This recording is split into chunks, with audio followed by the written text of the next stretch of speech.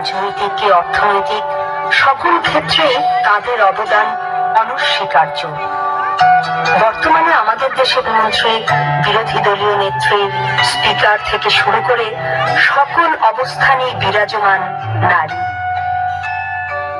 কিন্তু তারপরও কি থেমে আছে নারীর প্রতি সহিংসতা, নির্যাতন?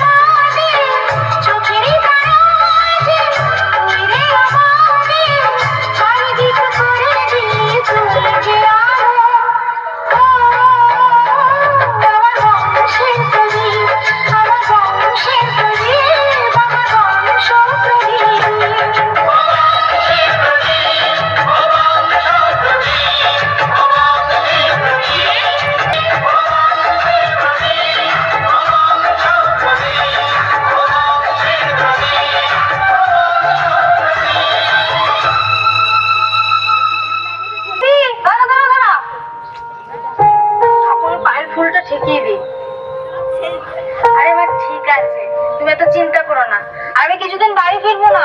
হসপিটালে ডিউটির খুব চাপ চলছে, আমাকে নাইট ডিউটি করতে হচ্ছে। তোদের হসপিটালের স্যাররা কেমন রে, তোকে শুধু নাইট ডিউটি দেয় আর কাউকে পায় না? মা সাবধানে থাকবি, এই ঠাকুরের ফুলটা সব সময় তোর কাছে রেখে দিবি।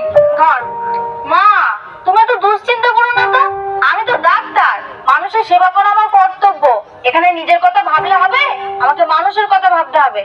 তুমি চিন্তা করো না, আমি আসছি। হ্যাঁ, যে খেয়াল রাখবি মা। হ্যাঁ, তুমিও সাবধানে থাকবে। আসছি। না না, ওকে তাড়াতেই হবে।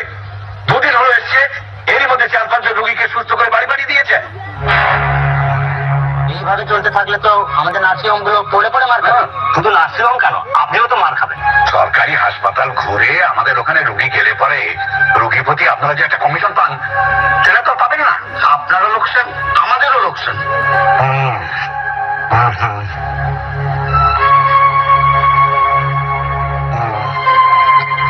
আচ্ছা আপনারা যান, আমি দেখছি কি করা যায়।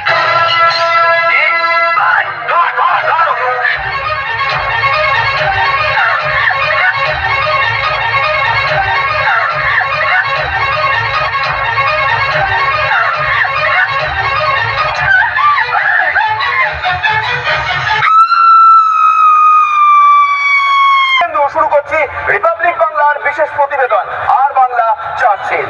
আর বাংলা চার্জশিটে আপনাদের বলবো সেই নারকীয় অত্যাচারের কাহিনী, যে নারকীয় অত্যাচার আমাদের বারবার মনে পড়িয়ে দেয় কতটা পৈশাচিক আচরণ করতে পারে একজন মানুষ। যেবার হাসপাতালে মহিলা চিকিৎসককে ধর্ষণ করে খুনের ঘটনা যেন নাড়া দিয়ে গেছে আমাদের গোটা সমাজকে। প্রতিবাদ আর প্রতিরোধের ঝড় উঠছে দেশ জুড়ে। কোথায় নিরাপত্তা? বারবার উঠছে প্রশ্ন। এই ঘটনায় গ্রেপ্তার হয়েছে একজন, আরো আরো কারা জড়িত তা নিয়েই শুরু হয়েছে তদন্ত। দেখুন